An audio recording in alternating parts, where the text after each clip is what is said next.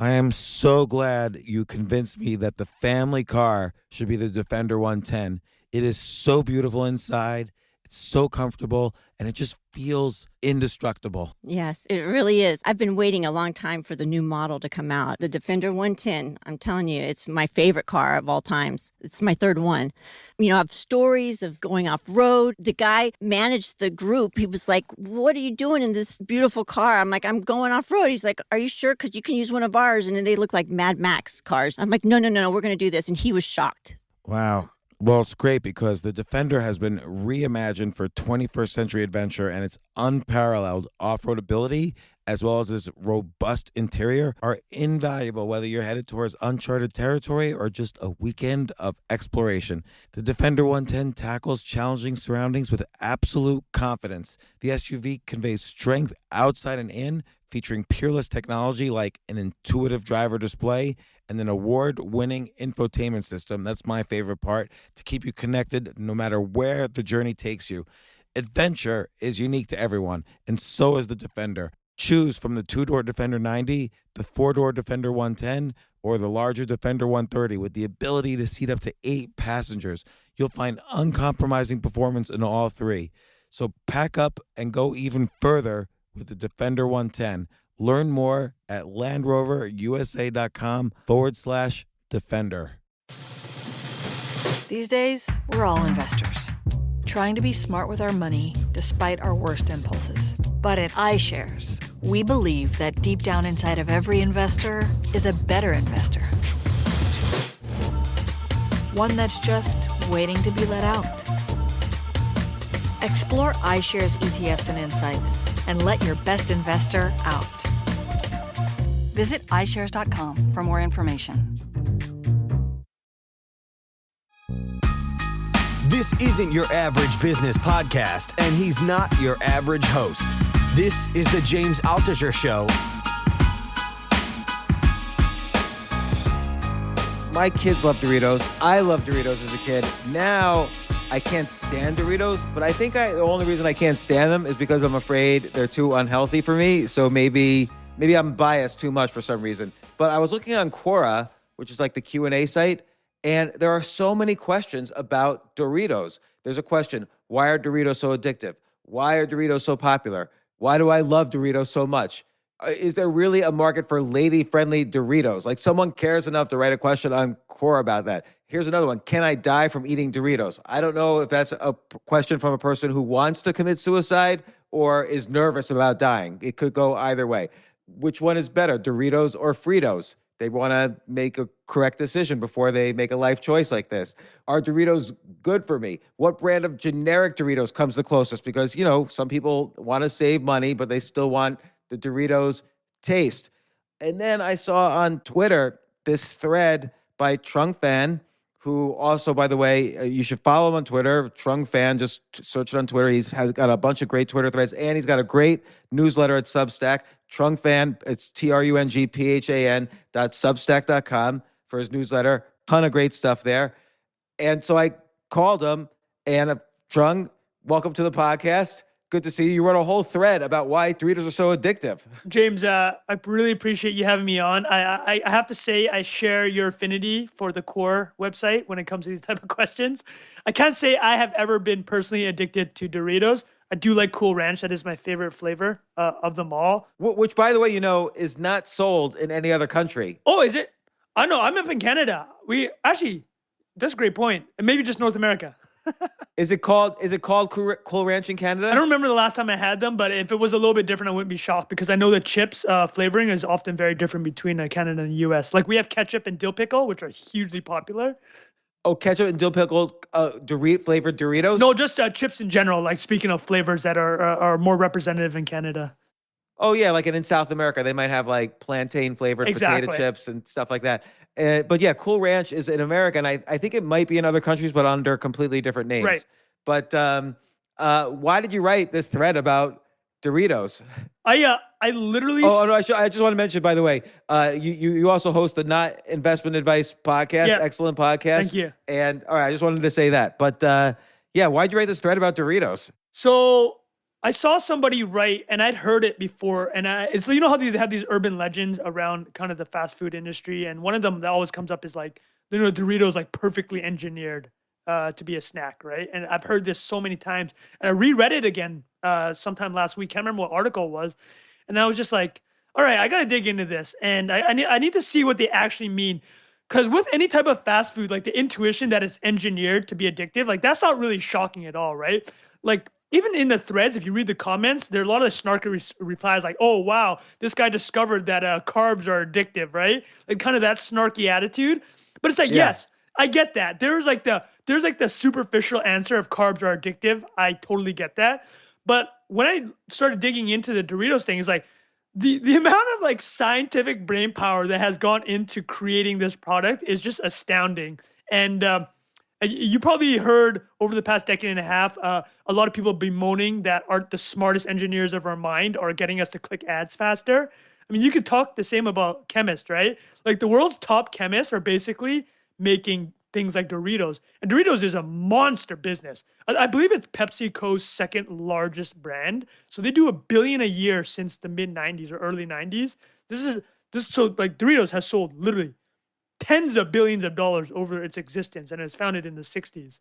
So I just wanted to dig in a couple things that you saw in the thread. And yeah, because you got into so much detail about the chemistry also that I'm amazed. So, and then I did my own research. I Yeah, have a few things absolutely. to add to some of your comments. But like, yeah, let's hit your. But again though, why did? It's one thing being fascinated by it. What made you do a Twitter thread on it? Oh, and so- by the way, your Twitter thread on it has 1,900 retweets and almost 10,000 likes. Yeah, I can give on you the Doritos. impression count here on it, but it's probably in the millions at this point. Yeah, 3 million impressions. But yeah, so to answer your question is I like to write a lot of Twitter threads. Twitter threads are great for certain type of topics. Like for me, my most viral Twitter threads, and I've had ones that will reach 10, 15 million people, which is equivalent to about 40, 50,000 likes on the first tweet. That's kind of how you gauge it, is ones that can reach about 15 tweets in a tweet thread. That's just like the perfect length. That's like if a Dorito scientist was creating a tweet thread, it'd be 15 tweets. And the thing about this one that was great was, and it happens a lot on Twitter, as you've probably seen over the past year, is if you can kind of have something that is numbered, as in here are 7 things of why Doritos are so addictive, and this ends up being 6 things that I added, it becomes a little bit like a listicle. Like I don't want to totally downgrade it to like a listicle status, but the idea is that somebody's scrolling through their Twitter feed, they're seeing hundreds of pieces of content per minute, and they're just like, okay, I'm gonna stop and actually read this guy's thing or this girl's thing. If I can learn something, that's what I'm gonna get off it. So that's kind of how I approach it. I'm like, you know what? There's 6 or 7 things that I think if anybody read this thread, they can at least walk away from 2 minutes consuming this thread and being like much more educated about Doritos. And I've answered for them the question that, as you pointed out on Core, many people have. And Twitter is, specifically engineered to be a great viral mechanism. So it's a great way for people to potentially learn about this. And I'm happy to get into the specifics of it if you want me to dive into the 101. Yeah. So yeah, let's go. So, and you say, by the way, that Doritos are a good way to understand junk food in Yes. general. So it's not even just about Doritos; it's about all of these snacks that we Totally. are addicted to. And you noted a Colorado University study on food addiction that natural ingredients are often processed to be addictive, which you point out grape to wine, coca leaves to cocaine, poppies to heroin, and you mentioned the analogy here is corn Right. to Doritos. But I almost would say, well, okay, I guess this is part of processing, but it's corn to fried corn plus mega seasoning. Yes. I think actually the framework you mentioned there is actually better than the one I introduced. Because actually there's a writer, his name is Mark Schultzker. I might be getting that wrong, but he wrote a book called The Doritos Effect. And it's in one of the sources that dug in that I left at the end. But having reread his stuff is actually a little bit more prominent. And he touches exactly on what you said about the flavoring, right? It's not just like turning corn into Doritos. It's like you're taking the corn. So you're cooking the corn, you're turning into corn paste, and then you're chopping them into triangles. You're toasting them, then you're deep frying them. Okay, now you have this vehicle to deliver, as you mentioned, the flavoring. And what Mark said in his book, The Doritos Effect, is effectively that flavoring is what you can consider similar to nicotine, and tobacco would be like the corn. So what makes smoking dangerous at the end of the day? Yes, smoking tobacco is bad for your lungs and it can be cancerous, right? But why do people keep going back? It's the nicotine that's addictive. And he was making the analogy that like flavoring is similar to how nicotine functions in cigarettes, which makes a lot of sense in my mind. I don't want to oversell these analogies, but I think it's just a good way to think about the framing of it and to understand how just like big tobacco, like big food, like the junk food industry, they're taking these ingredients. I mean, at the end of the day, they're trying to make money. So how do they make it as addictive as possible, right? And we're going to talk obviously through some of the points, but I think the seasoning part is a massive, massive part of it, which you identified. After that, I want to ask you about the same techniques. Like let's say hypothetically, you and I wanted to make our own, super addictive snack. I think you kind of lay out the blueprint for doing that. So we'll talk about that next. Yes. But you talk about the obvious thing is your first tweet, which is it's this combination of fat and sugar, and in nature, these things are rarely found. So when we as primates, as if this was 20,000 years ago and we ran into something with so much fat and so much sugar, it would be like unbelievable. We would never find anything like this. Like if Doritos grew on trees, we wouldn't have survived as a species. We'd just be all over it all the time. But what is the ideal combination of fat and sugar? Right. So I'm not gonna. I wouldn't say I know what the ideal combination is, but I think you brought up a very good point about the flavor. Like the amount of flavor that's in a Dorito would be completely foreign to anybody. Maybe 100 years ago, right? Let alone 10,000, 100,000 years ago, or however humans have been around. Yeah. But the Mark brings up something very interesting in his book, Doritos Effect. Is there's more gene as part of your kind of DNA sequencing. More of it is dedicated to kind of the flavor and sensing than almost any other part, a function of your body. Is that clearly having a taste, the ability to taste things and identify flavors has been very important historically. And that makes a lot of sense, right? It's a similar like how when you saw a certain berry or the taste of it was a certain way, you knew it was potentially poisonous, right? So flavors did impart some very important knowledge evolutionarily. But to your point, original question is, what is kind of the ideal mix of what should be fat, sugar, protein? I know that there are a lot of competing things nowadays. There's a keto diet, and then there's some people like, oh, you know what? It's actually okay if you eat 50% carbs. But in terms of in the wild, like in our brain, if you were to introduce somebody in the African savannah 20,000 or 30,000 years ago, a triangle-shaped thing that was 50% carb and 50% fat, and they need to spend the rest of their day, surviving, that vehicle of calorie that's in that chunk of a triangle would be extremely appetizing, right? So, and that's literally what the Dorito is. It's like, it's 50% fat and 50% carb, almost 50% carb. There's a little bit of protein in it, but if you look at other chip combinations, they're not quite on that level. They're in the ballpark. And again, this is not rocket science, right? It's like fat, salt, and sugar. These things are very, very attractive to individuals to eat, especially in the 20th century junk food economy. But the way the Doritos has done it, it is 50-50. I don't know if that's the exact combo that will create the perfect snack, but that's how they've done it. And it's funny because there's literally nothing else in a Dorito but fat and carbs. There's like 2 grams of protein. I think it's from the milk sugar, the milk powder that we'll talk about later. Well, the cheese seasoning must have some actual cheese particles in it. Exactly. And it's interesting. I Googled what are the most popular snacks foods in America, and Doritos comes in at number 7, but it's the most popular chip. Yeah. I mean, number 1, basically numbers 1 through like 4 or 5 are all chocolate things like Oreos, Hershey's, M&Ms, which kind of naturally have a ton of fat and sugar in it. Exactly, right? That's an interesting thing. It's not like the number 1 candy is a Skittle, right? Because Skittle would be mostly sugar. It's the chocolates that have fat and sugar because the fat has an extra kind of satiated. Satiated. Yeah. It's just like the fat gives you a little bit more, right? It's not like Skittles are at the top. It's like these chocolates you mentioned. Yeah, it's so interesting, right? So if you think about it, pure sugar is not going to be as addictive because you'll never feel you don't feel full from it somehow. So it's like you get full from Doritos, but because there's no nutritional content, the fullness goes away pretty Yes, quickly, so you want to exactly. have more. Exactly, right? It's hitting different parts of your brain by having the fat. And I think, and we will talk about it later, but the fact that you don't feel full for long or it kind of just disappears is kind of the magic of the Dorito.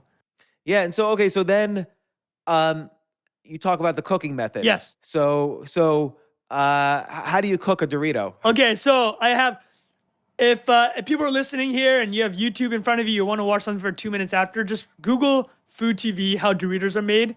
They have a great video on it. But what I brought up in the thread, what I read in my cursory research was the fact that, and I buy it.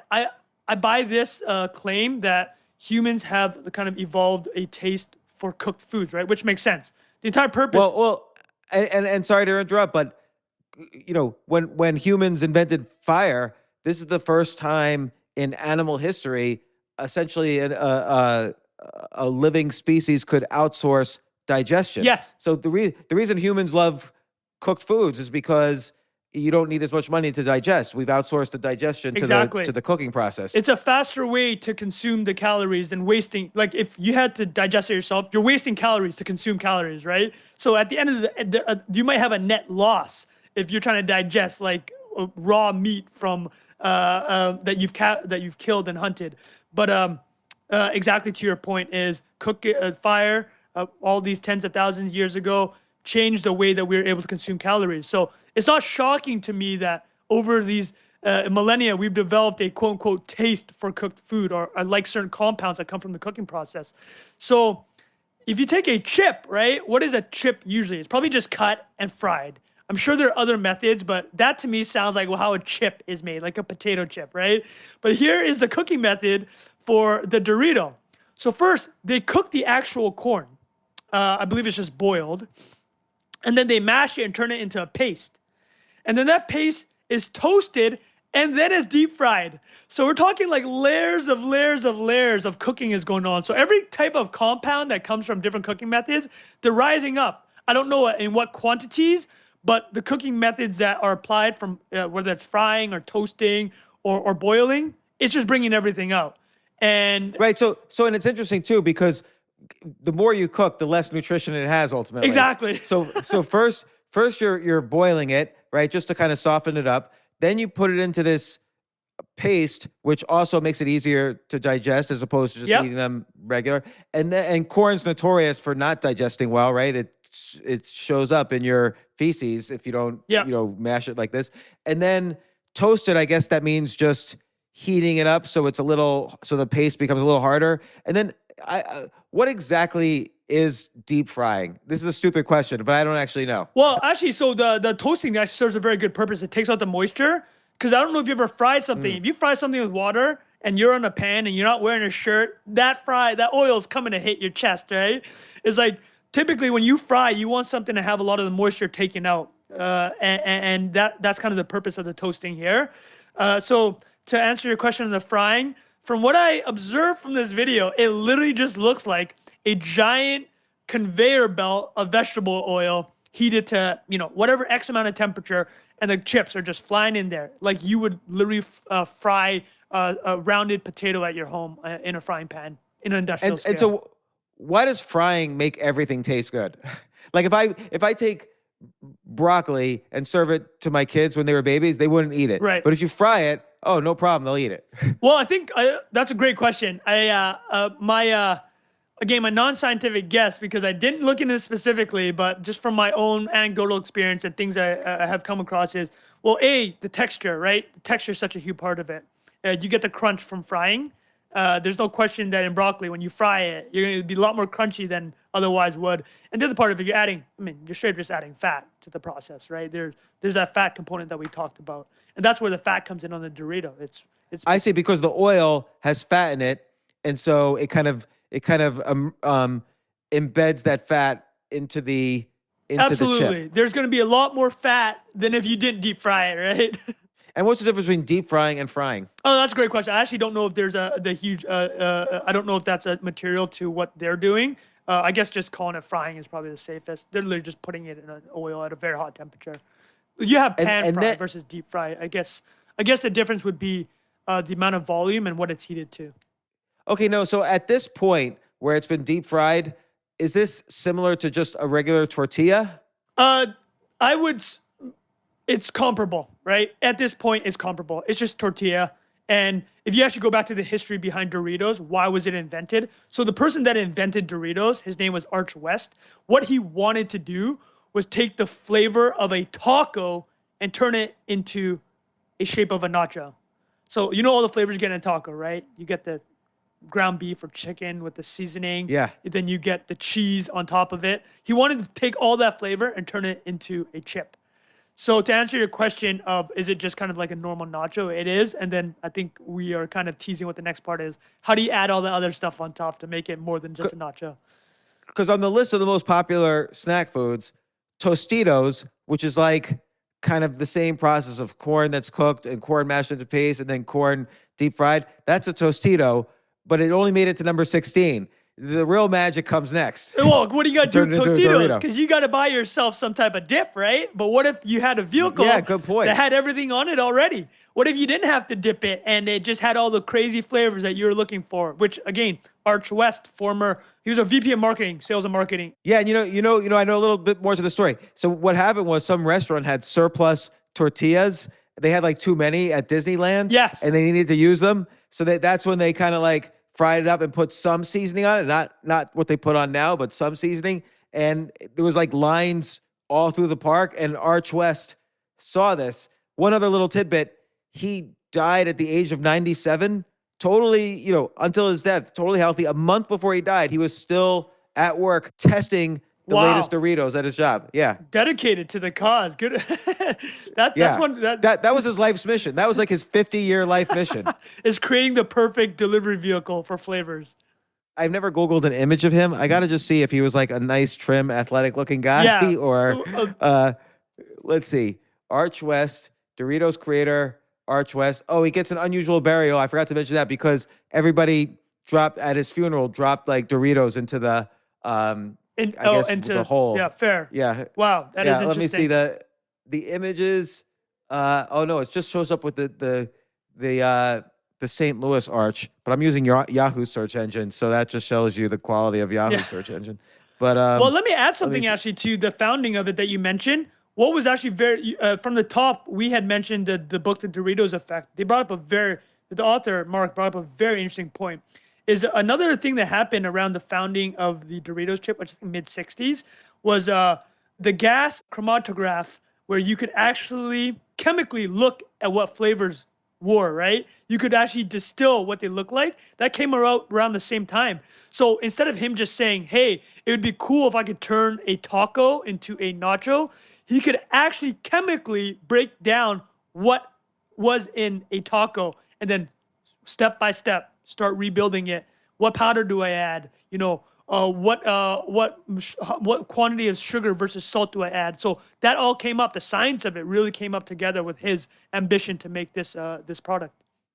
And then, so then, of course, the Doritos chip has like 6,000 flavor enhancers on it. Like, what did you come up with? So I'm looking at the ingredient list right here, and there's a very shorthand recommendation that a lot of healthy individuals like to say is just like, you should just eat food with like the least amount of ingredients possible. Like a cucumber has one ingredient. It's a cucumber, right? And like an avocado has one ingredient. It's an avocado.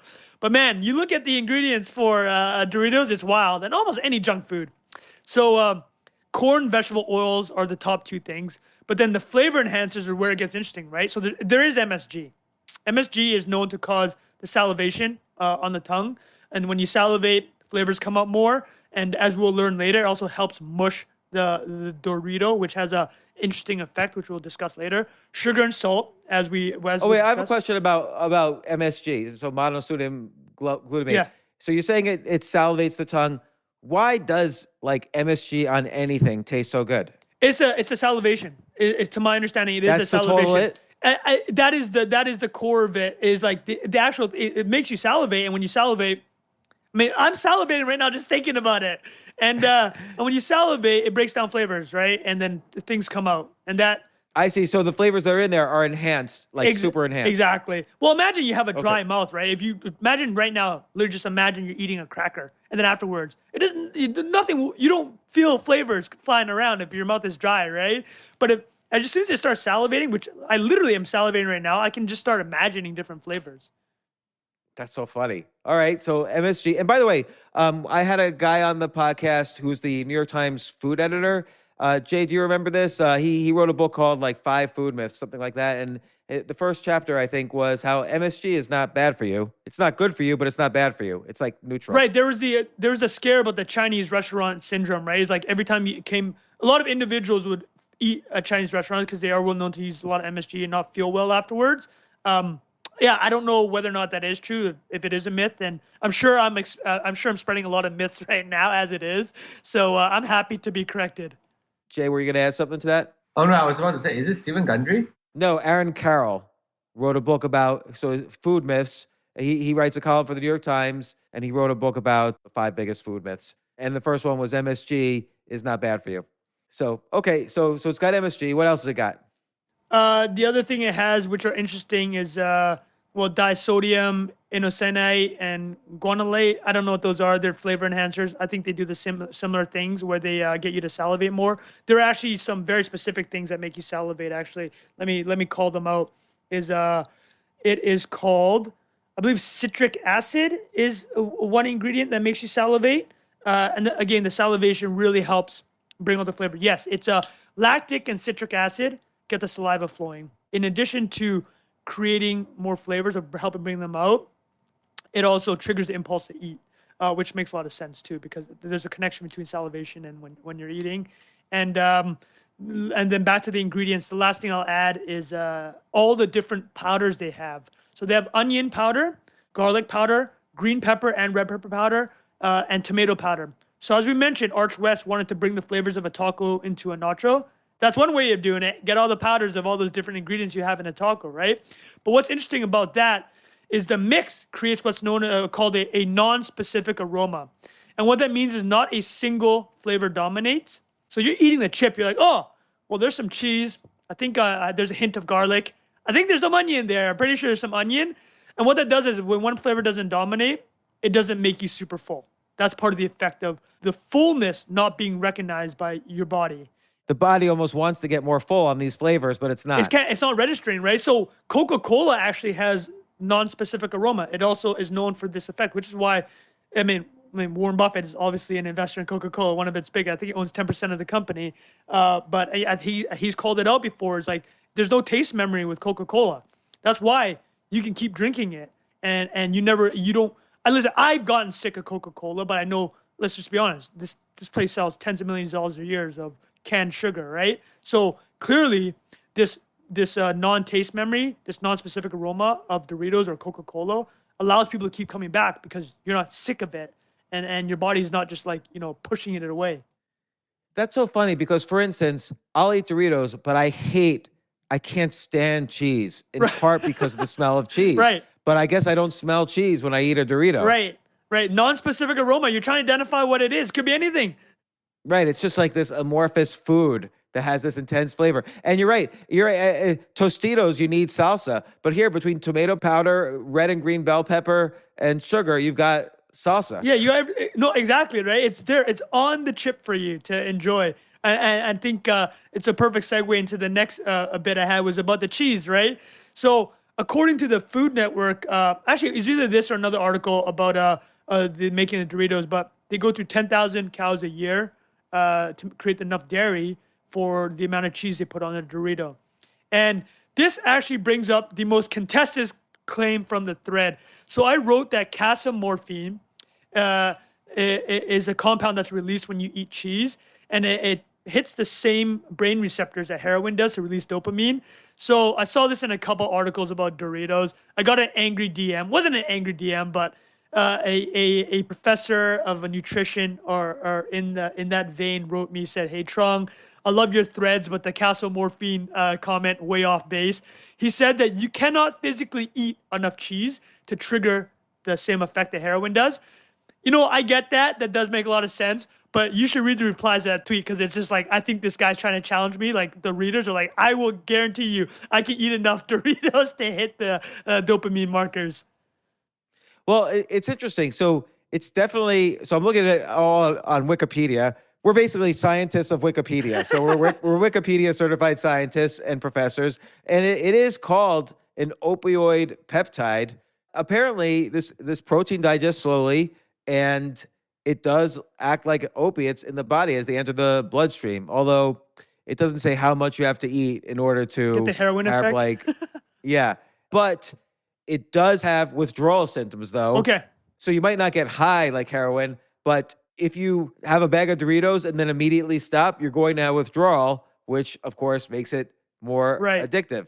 And it is very concentrated, so the pleasurable effect is greater. So you do get a little bit of the effect of the pleasurable effect of heroin. So that combined with withdrawal effects gives it an addictive quality. Well, one of the comments that I think we can semi-laugh about is somebody wrote, okay, if this doctor that DM'd you believes that Doritos are not addictive, why don't you put one chip in front of him and then put like a bear trap around the bag and see if after eating the first chip, he'll go after the bag. You know what? I am not a scientist. I'm happy to hear both sides, but there's something there. There's a there. I believe there's a there. Yeah, no, I think what it is exactly this. It's not like shooting up heroin in an alley, but it has all of the same effects on the body, but just at a reduced level. Right. So there's an addictive quality, and it might lead to some kind. What happens with withdrawal? You get some kind of anxiety, you get some kind of depression. All of these things happen if you immediately stop eating junk food in general, but Doritos being the most popular junk food, Doritos in particular. 100%. And by the way, I'm not accusing Doritos of causing anxiety. I'm just saying we're just talking about casomorphine. So, and it hasn't. And again, in processed foods in general, right? As you said at the top, like Doritos is a great example of all types of processed foods. It's just probably the most extreme and easiest to grasp because a lot of people have eaten it, and you can identify with, hey, look, there's this like chip that used to be a nacho, and now it's just been bombarded with flavors. Like that's easy for people to grasp.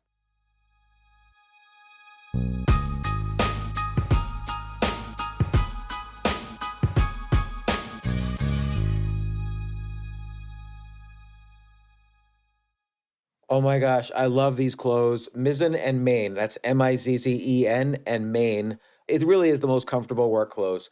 Travel clothes. I had to travel this whole week. I'm traveling for a week and a half, and I just took Mizzen and Main clothes with me.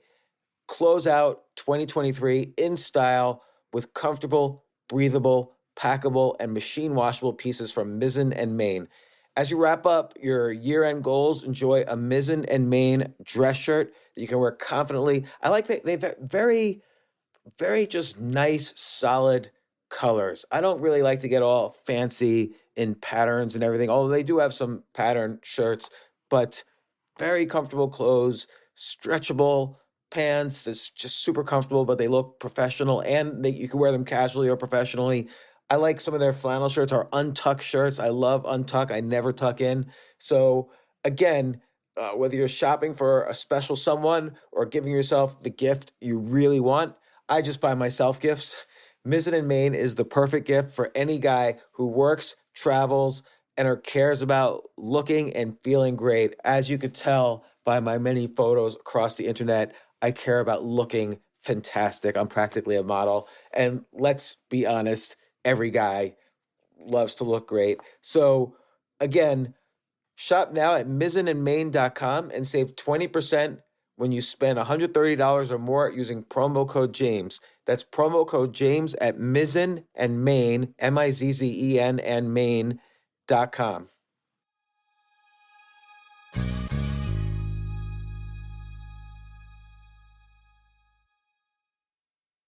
You know what I love about fantasy sports is that even though I'm not going to be a great basketball player or a baseball player or a football player or whatever, I feel like I get to participate and make decisions and use my knowledge of these different leagues or these different sports to compete. So it's like I can pick my team or I can pick my favorite players, and I could use my knowledge to make predictions and maybe even make money. So with the basketball season here, you can now pick combo projections across football and basketball from the Specials League on Prize Picks. This is a league created specifically for combo projections that include two or more players from different sports or leagues. Want to play alongside some of Prize Picks' favorite players like rapper Meek Mill and comedian Andrew Schultz, who's also been a guest on this podcast, and I've been a guest on his? You can now find community plays under the promos tab of the app to view entries for some of the biggest names in the Prize Picks community each week. Look, Prize Picks even offers a reboot policy so that your entries stay in play even if one of your players gets injured. For football and basketball games, if you have a player who exits the game in the first half and does not return in the second, that player is rebooted. Prize Picks is the only daily fantasy sports platform with an injury insurance policy. What? So I love playing it. I love anywhere where I can use analytical ability with my interests to demonstrate some skill and maybe make some money. And I like the game-like aspect. I do wish they had chess as a category on prizepicks.com, but I'll settle for what they've got. Maybe I should make my own fantasy chess league. But in any case, I love Prize Picks. Go to prizepicks.com/James. Use code James for a first deposit match up to $100. That's the easiest $100 you're ever going to make. So that's prizepicks.com/James and use code James. Daily fantasy sports made easy.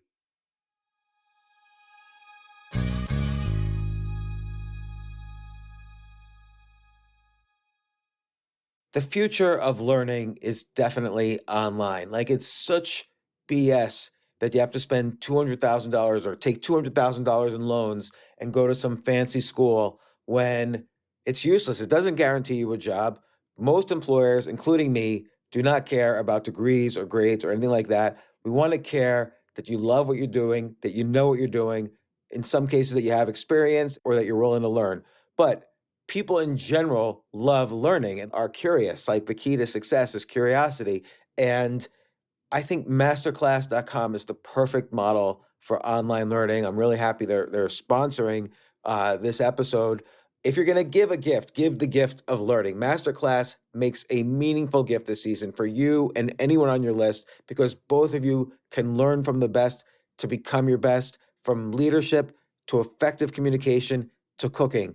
Let me tell you some of the classes I've taken. I've taken comedy from Steve Martin. I mean, can you believe I can take a class from Steve Martin on comedy, or Judd Apatow, my favorite comedy director? I could take an actual class from him on writing. Wolfgang Puck on cooking.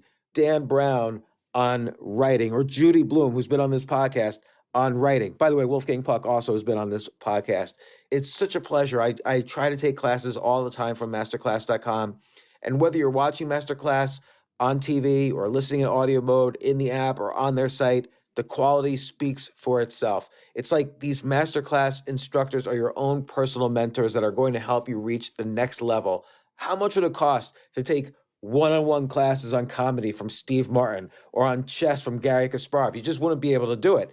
But it would cost hundreds of thousands of dollars. With a Masterclass annual membership, it's $10 a month.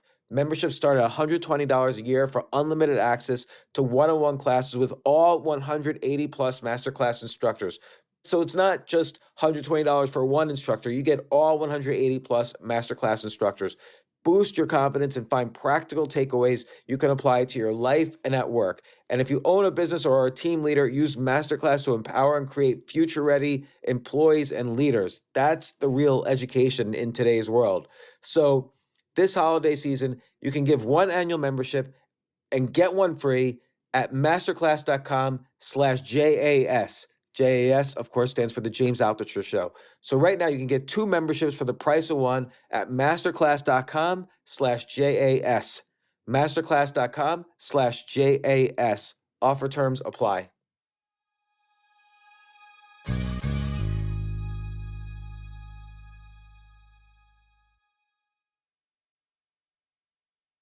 Now, let me ask you this, and this holds for the other powders too, like tomato powder and red and green bell pepper powder. Is the food themselves somehow in this powder, or is it like, does tomato powder contain tomato? Does the cheese in Doritos contain actual cheese, or like The just cheese some is sort of legit. synthetic? According to the powder, I can't speak specifically to Doritos, but in terms of flavoring, like there are flavoring types now that are purely just made from the lab. It's because the science has gone that far. Like you can create any flavor. You have the chemical compounds. You know the chemical makeup of it, and you can just create it in the lab. Now, whether or not Doritos are they using onion powder that has actual trace onion in it, I don't know the answer to that. But do they have the You're option? saying chemically? Yeah. It's the same as onion. Yeah. But you're saying though the cheese comes from actual cheese. Yeah, they use 10,000 cows a year according to this one piece. So the cheese is legit.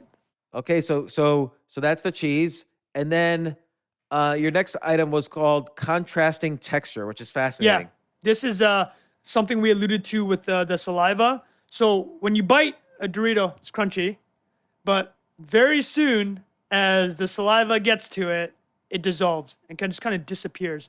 This is not as extreme as soft Cheetos, the puffy Cheetos. Those literally just melt in your mouth. But that sensation of a food disappearing in your mouth, it's called the vanishing caloric density. And this feeling of food vanishing actually signals to your brain that you need to eat more, which makes sense. Makes all sense in the world, right? Well, so there's so many different things in this food that make you want more. But I never heard of this vanishing caloric density, but it makes sense. So it's as if your body it's as if your body was about to feed itself, but then suddenly the brain thinks, wait a second, what happened to that food? We didn't get fed. It's physically gone, right? Like the sensation of having, because all this is connected, right? Everything's connected. Your mouth, your stomach, your brain. I know there's tons of studies about, how the gastronomy of your stomach affects your mood and all your thinking. All this is connected. Yeah. What I will mention is the professor that was mad at me about the cheese and the calcimorphine claim said that the vanishing caloric density claim was correct. So I'm at least 1 for 2 on these claims, on our last 2 claims. So that was... So you're halfway to your PhD. Yeah, I'm halfway to my PhD. So there's that part of it. And I do want to call out one thing is a lot of these kind of tidbits about Doritos also was written by an author named Stephen Witherly. He wrote a book called Why Humans Like Junk Food. There's 3 books I guess I would call out: Salt, Sugar, Fat, which you probably heard of. That was a big bestseller. Yeah. So those 3 books, these are widely covered. Like I'm not the originator of any of these ideas, but the Doritos effect, Why Humans Like Junk Food, and Salt, Sugar, Fat cover the processed food industry to a T. So how did they make it though so it quickly dissolves in the mouth? You know what it is? A lot of it has to do with the saliva. And that's why the citric and lactic acid are really important. And all these other chemicals that we called out that kind of create the saliva effect. And that makes sense, right? Saliva is literally there to dissolve food and help you digest calories. Yeah, that makes sense. So if suddenly like there's more moisture, it's going to dissolve faster. Yeah, exactly. Why do you think we like the crunch? The crunch? Like what? Like for instance, originally this is soft flour tortilla, right? So why do we like the crunch better than the soft tortillas? I think my anecdotal take on crunch is I literally just like the feel of it. It is a hard feel, and the crunch sound that comes with it, it's just ingrained in me. I know that when I'm doing that, it's probably something I'm going to like, right? If it's a chip, if it's a fry, if it's a deep fried food, all those foods I mentioned, which are highly addictive and highly processed, they'll have the crunch factor. And but specifically to Doritos, I think the contrast is what makes it interesting. It all kind of plays to the idea of this food memory just going away. It's like you can't identify what's going on. It's crunchy, then it's soft and gone. It's got onion powder, it's got cheese, it's got tomato, it's got garlic. You can't identify what it is. Your brain's just like trying to grasp onto what's going on. The entire time you're just scarfing this whole bag of it down, right? So I think that's all part of it. It's interesting. Think of like a good movie, right? It starts off usually with some kind of mystery, like Star Wars. What is this thing called the Force? How did Darth Vader get to be Darth Vader? How is Luke gonna find this princess? There's mystery. And I'm making kind of a very big leap here to make this analogy, but when you eat a Dorito, what you're saying is there's a lot of mystery. Like, what is going on? How does this tortilla chip basically have it's got all the salsa and all the flavors in the chip, and then it disappears. There's no smell, so you can't identify it. It's just filled with, it's a mystery chip somehow. Well, I don't think it's a huge leap what you're saying, right? Obviously, apples to oranges in the sense you're talking about watching a movie, using one of your senses to consume a narrative versus physically eating something. But at the end of the day, I think a lot of people will agree with the fact that we are naturally curious because curiosity was how you survived for all these years, right? It's like, this is why the curiosity gap works in writing blog posts and writing tweets. Is because humans need to know what's on the other side of it. Because if we didn't, 10,000 years ago, you're dead.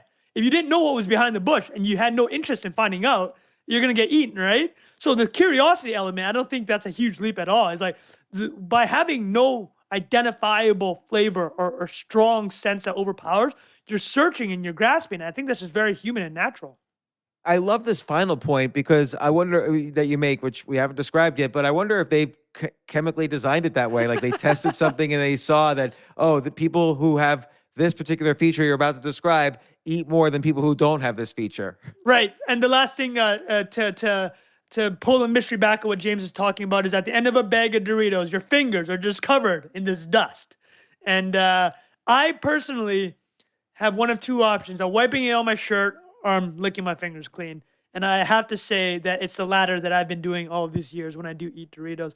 And according to the author of Why Humans Like Junk Food, that mix that we've been describing. So we've been talking up this powder mix now for 20 minutes, right? But that's like 5 times concentrated on your fingers. So you're licking that, and it's just like the most. Why is it concentrated so much on the fingers? Oh, so it's because it's just the powder now. There's no chip, right? Yeah. So before right. There was like 10% powder, 90% chip. Now it's 100% powder. So that's what it is. It's concentrated versus eating the chip, right? I think that's what he was meaning. That's what he meant. It's not like it got more concentrated, like versus the compound itself. But at the end, it's just that's all there is, and it's a flavor. How do they explosion. chemically design it so that it sticks on your fingers? That's a great question. Your fingers literally look orange afterwards. Yeah, it's crazy. I don't know about that. I think that's just like, I think that's more of a scary thing of it when you start moving into non-natural things. That's just a sign from nature that you should stop using it.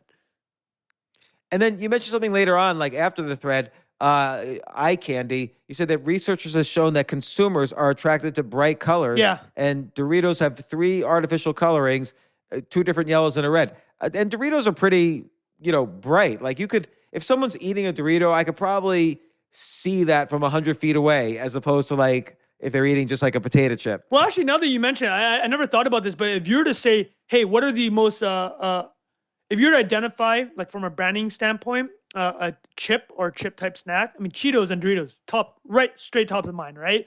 It's like, what am I going to describe as a color for a salt and vinegar, right? There's nothing there. That doesn't stand out. But like right. Cheetos and Doritos, immediately top of mind. Yeah, like you could say potato chips are yellow, but they're not like bright. Like there's a brightness to that Dorito, and even like you said, the Cheeto. I'm trying to think what other ones are bright like that. Like what other junk food is bright? In general, yeah. I mean, when you start talking about M&M's, Skittles, those things are very memorable. Also, I think there's a naturalness to the Dorito, right? Because you're thinking, oh, it's corn. It's a corn chip. It looks natural. But you look at that thing. Those colors are not found in nature the way it is on that chip, right? Yeah. So here's something interesting. Did you know that in 1994, the Doritos, they spent $50 million to do research about what people like and don't like about Doritos. And so they did a complete redesign. They made the chips 20% larger and 15% thinner, and they rounded the edges of the chip. And the reason they rounded the edges is because previously, Doritos, like when I was a kid, Doritos had sharp corners, and there would be, just in the natural process of eating chips out of the bag, there would be too much scraps of corners on the bottom. Right. So they're basically able to round the corner so people get the full effect of the bag. And I guess that means they could have to put less chips in there to get people just as full. I don't know why the 20% larger has to do with how in restaurants, when you go to a restaurant and have like kind of salsa and chips, the chips are about 20% larger than what they sell in general snacks, or they were. Restaurant style, right? Tostitos literally has a bag called restaurant style chips because that is. Yeah, and they're larger. Yeah, exactly. And so this was 5,000 chip eaters they did their studies on, and over 2 years, and they spent $50 million. And the other thing is they put more seasoning on. Right. Well, I mean, this all goes back to how we started at the very top. This is engineered, right? It's literally engineered to be the perfect snack. Think about that. They spent $50 million, but for a product that does $1 billion a year, it's totally worth it. Does this move the needle for them 10%? Does that 50 million get them 10% more sales? Well, if it does, they made 100 mil. So they made 50 million profit on that, right? So there's no question. No, it's definitely worth it. And then, of course, they've introduced tons of new flavors, and they redesigned their logo. They do all sorts of things. They must have spent now over $100 million on Super Bowl ads, because they're in every Super Bowl. I don't know if they were in this last one, but they're in most Super Bowls. So okay. So now here's the question. Let's say I took a potato and I sliced it up thin, did basic boiling and frying. I made it like a homemade potato chip. If I did the same thing, if I now like put in, I guess you put in the powders in the frying process. So let's say I put in tomato powder, bell powder, I put in a ton of MSG. I guess all this stuff gets wrapped into the frying. Do you think I'd have something? You think I could make an addictive snack? I mean, I think you can make an addictive snack. Would it be a Dorito? Is that the larger question that you want to get to? Because I think a couple of things now is, I don't know how you're approaching it, but more practically is obviously 2022 is much different than 1965 or 1960s, that there's much more health conscious. If you came out with like the least healthy snack possible, but it was super addictive, I don't know how it would play to the market. But if you're speaking to just like individually, the taste of it, I'm sure you can get pretty damn close to making a chip like as addictive as a Dorito is. Whatever, yes, there's the market, and the market says that they're health conscious, but are they really health conscious like most people? Like, would a kid turn down, if I did what the process I just described, would a kid turn it down? Probably not. Right. It's like the same thing when people say, oh, I'm not going to use a product if it's really bad for the climate. Unless it's something they really need, and then they'll use any product. They don't care. Sure. So, because like almost every product could be bad for the environment in some way or other. Like the same people who wear leather jackets say they won't use something that's bad for the environment. So, I always wonder. Like, I think the market is just if people like the taste or not. Fair enough. Fair enough. And I guess the question comes then, and I haven't had a chance to research this. What functionally is the difference between making a potato chip versus a corn chip, right? Like, what is the taste profile, the texture profile, which makes one more successful than the other? Can a potato chip carry as much flavor as a corn chip? Is there something to do with the corn paste itself versus a potato? I don't know the answer to those questions, but that would be interesting. Yeah, that's really interesting. Yeah, because the potato chip, I guess, it probably dissolves faster in the mouth for one thing, but that's just because they're super thin. Yeah. I don't know. Like, again, let's even say out of the chip industry, this is going to sound disgusting, but what if I took steak and did put on everything that's in a Dorito? Right. So I had a Dorito steak. Well, a steak taco, I put on tomato powder. I'm pretty sure they have steak flavored Doritos. Let me Google that actually. Steak flavored. I wouldn't be shocked if they did steak flavored. But I'm even thinking a Dorito flavored steak. So I take a steak and I put on tomato powder and green pepper powder, and I put in MSG, and I put in I fry it up and fry it wrapped in cheese, and I wonder if that would be a better tasting steak than regular steak. Well, let me bring up one last point from Mark Schatzker, who wrote The Doritos Effect. He mentions very specifically that two things have happened. It's not just that more flavoring has come into play in the past half century, as we've shown with Doritos and the junk food industry, but flavor in natural food has gone down. And the reason is this. When you're industrially farming vegetables, say, for example, what are you optimizing for? Shelf life, disease resistance, and volume, right? But that actually takes away from the taste, which is why, you grow a tomato in your backyard. It's going to taste different than an industrial grown tomato. So as the junk food industry and the chemical industry has created more ways to add flavors to food, natural foods have lost flavor. So the reason why I bring all this up is when you're saying, could you Dorito a steak? I would put it this way. If you had a shitty cut of meat, right, that was industrially made, you probably should Dorito that steak. But if you're getting the best cut of meat possible, the one that has not been industrial, it's whatever, grass-fed or Wagyu, it's been beaten up, beaten, I don't want to say in a negative way, but it's marbled with all the fats, you're not going to have to add taste, right? Like that thing. Like that is right, it's filled with fat. Yeah. It's great. It's great from the fat.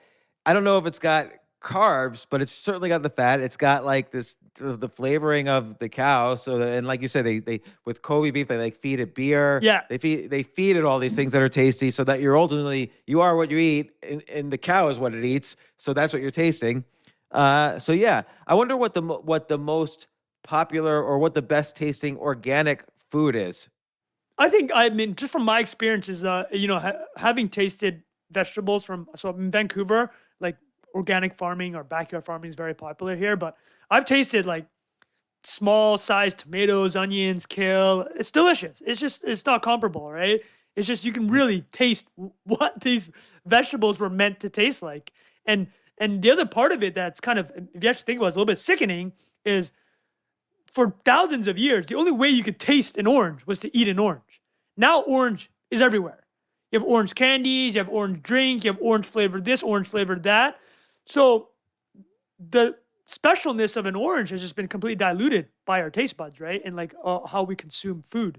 And I'm not like a super, plant food in your backyard type of individual, but I totally get the sentiment of we're losing a lot of what made dealing with food and what enjoyable and what was right about the food industry. It's getting lost.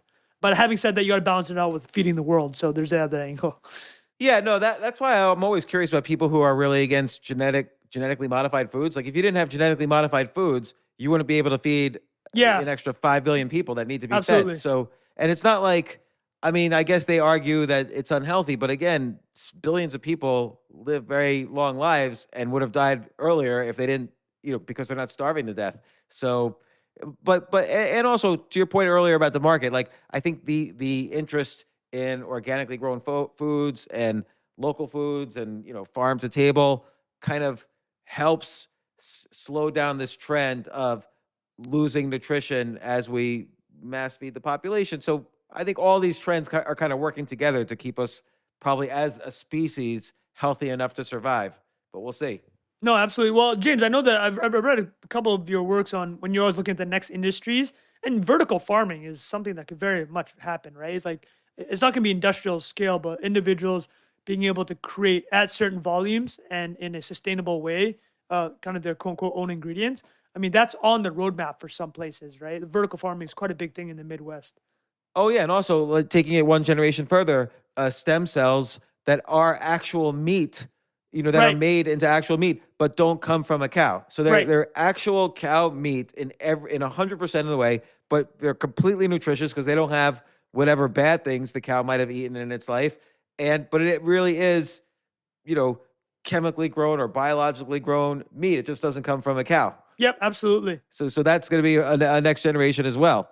But Trung, thanks so much for enlightening us about Doritos, and come back on the podcast next week and let's figure out another topic to talk about. absolutely. This is so This much is a fun. blast. And I'm gonna Dorito my steak tonight. So we'll see if I could make a steak turned into a Dorito flavoring steak. So we'll see. Perfect. That's a perfect follow-up. So and again, everybody should check out the NIA podcast. It's Not Investment Advice Podcast by Trung Phan, Phan is his last name, and trungphan.substack.com, or follow him on Twitter. Anything else? Anywhere else people should follow you? Trung T Fan is the big one at Twitter. I do want to flag, I'm moving kind of my newsletter over to a company called Workweek, but it'll be the same. It'll be once a week newsletter. You can still find it. The Twitter is the easiest place to find everything. Excellent. Well, thanks a lot, Trung, and we'll see you soon. Yeah, absolutely. Thanks a lot, James.